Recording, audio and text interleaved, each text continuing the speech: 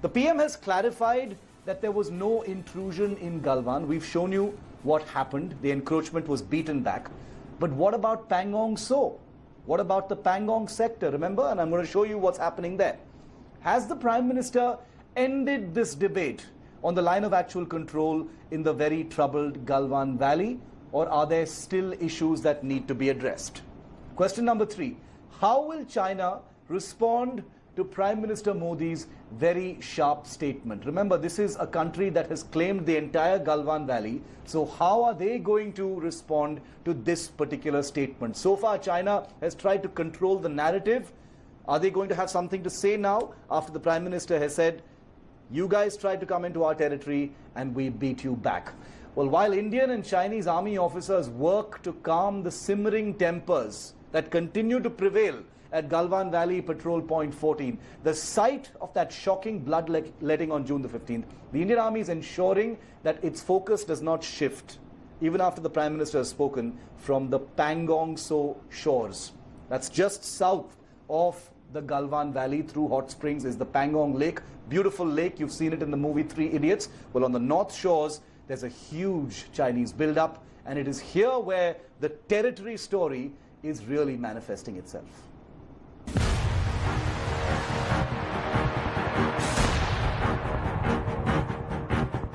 After the bloodshed in the Galwan Valley, and with tensions still swirling in this narrow valley of Ladakh, the trigger point of this entire standoff is back in focus. Because with China sending a clear message on how much it really respects disengagement promises, its intentions on the banks of the Pangong Lake are becoming clearer. This is the site of the most dramatic build-up by the Chinese among the 4 standoff points in eastern Ladakh. The situation at Pangong Tso has in fact escalated, with more Chinese positions emerging since the beginning of June. The area between Finger 4 and 5 has seen 62 new Chinese positions emerge since the 10th of May.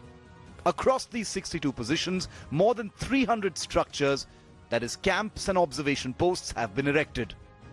Since the start of June, Chinese positions have emerged on the Finger 4 ridgeline, where observation posts and tentage are clearly visible. The most troubling indication of Chinese intentions, some of these new Chinese positions are less than 500 meters away from new Indian positions that have also emerged west and downhill from this ridgeline. Finger 4's terminal point, the narrow piece of land that juts out into the Pangong Lake, is now a site of hectic Chinese activity. This was the site of the infamous 2017 brawl in which several soldiers on both sides were injured. It is also here that Indian forces chased back Chinese encroachers on the 31st of May, captured in this viral video of the entire incident. The video clearly shows Indian forces pinning down a Chinese soldier and then chasing back the entire group. Go, go, go! Oh, come on! Come on! With a history of brawls since 2017, including 3 in just a span of 25 days last month, this increasing proximity of positions is a new point of focus and concern. It is here that Indian and Chinese troops are truly in an eyeball-to-eyeball situation, with a huge focus on keeping things under control. In Delhi, Shiv Aroor for India Today.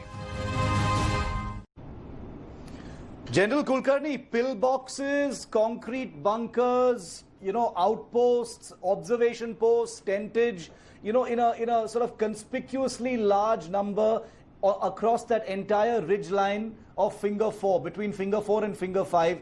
It's very clear for anyone. You don't even need a trained eye or a satellite map to know that.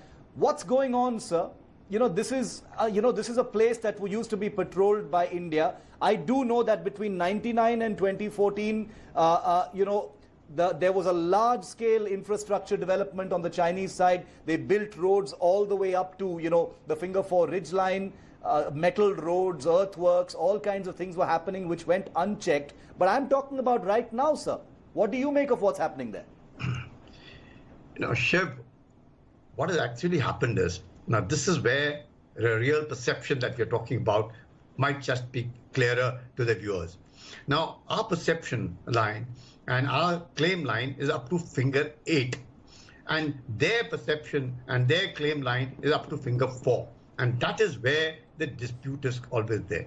Now, these peace and tranquility agreements that are there are whenever we would be walking on this particular road from finger 4 to finger 8, only up to finger 8 I'm talking about, there would be banner drills. That is, in case we've detected them and they have detected us, we would have a face-off, but at a distance, and they would go back to their camp in Sirijap. We would fall back to our camp on this end.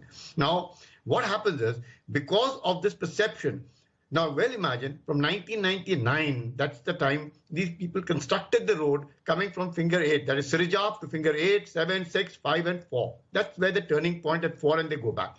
Now, whenever we are patrolling, we are walking on this particular road, we walk, and they come patrolling in a vehicle.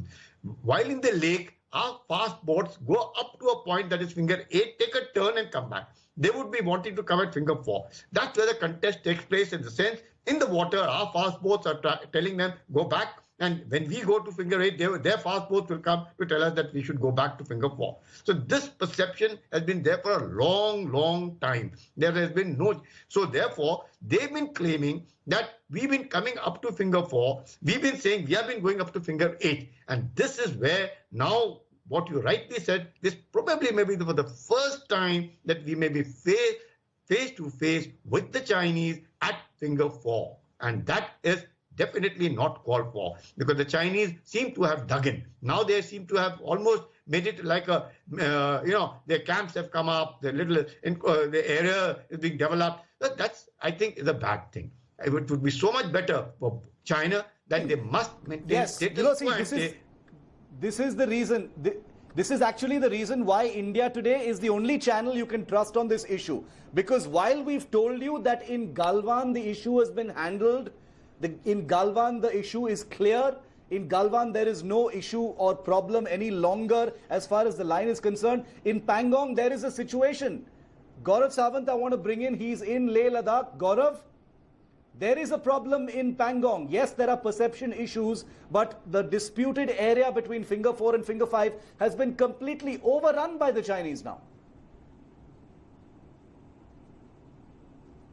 Shiv, finger 4 is a major setback for the Indian Army and for our country. The fact that the Chinese have dug in not just here, but from what sources tell India today, also the ridge lines. So if they're on the commanding ridge lines, they dominate us, and General Kulkarni and Colonel Rohit Dev can guide us better. They dominate us even beyond finger 4 because they are on top, and that is a matter of grave concern. So does the army want to handle this military to military level through talks, or take coercive action, kinetic action, or occupy some other place and then bargain for the Chinese to go back tit for tat? That is best left to commanders on ground. But this is where India truly is on the back foot, Shiv.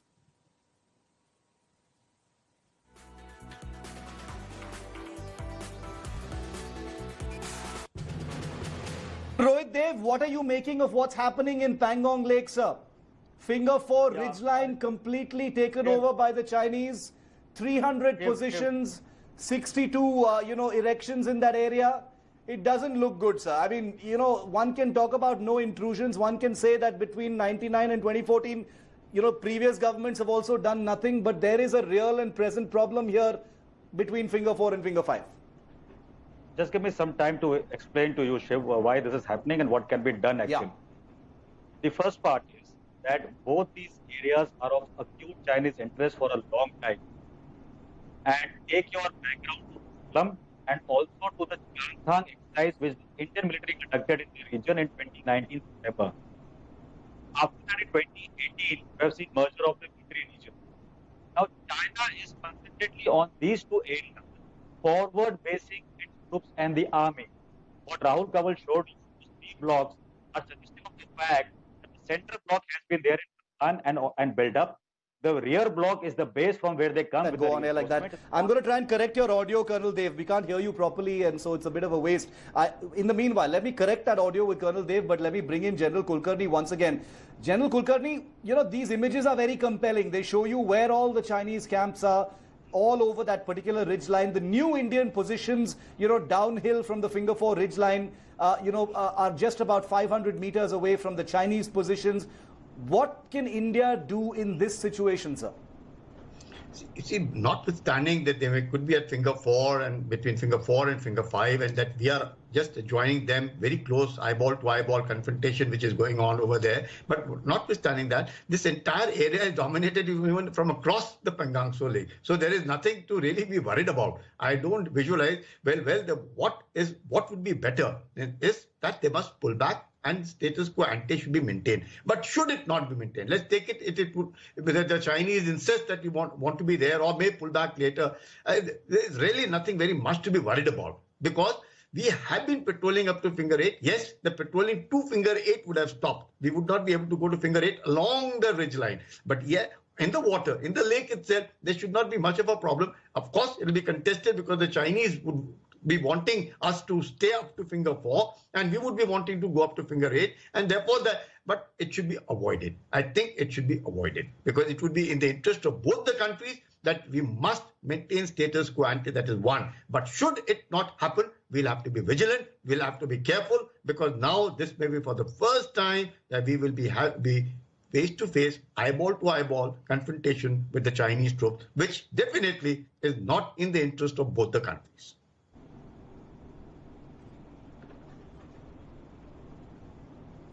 Gaurav, what are you hearing from the, from the Pangong sector? I know you're in touch with people. Of course, we're not going to report on any military movements. General Kulkarni says there's nothing to worry about because the Chinese have been building infrastructure in a big way there.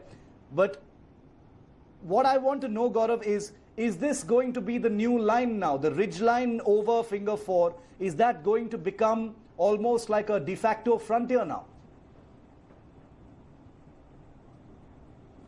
It practically has for all practical purposes, Shiv, given the way the Chinese have come and deployed themselves, given the fact that they've been building up in this area for such a long time. I mean, 1999, you and I have been reporting when the Kargil war was happening. That's the time that the Chinese came and built the road. That's the time they started building up infrastructure. Our men would go patrol on foot. The Chinese would come and patrol in vehicles.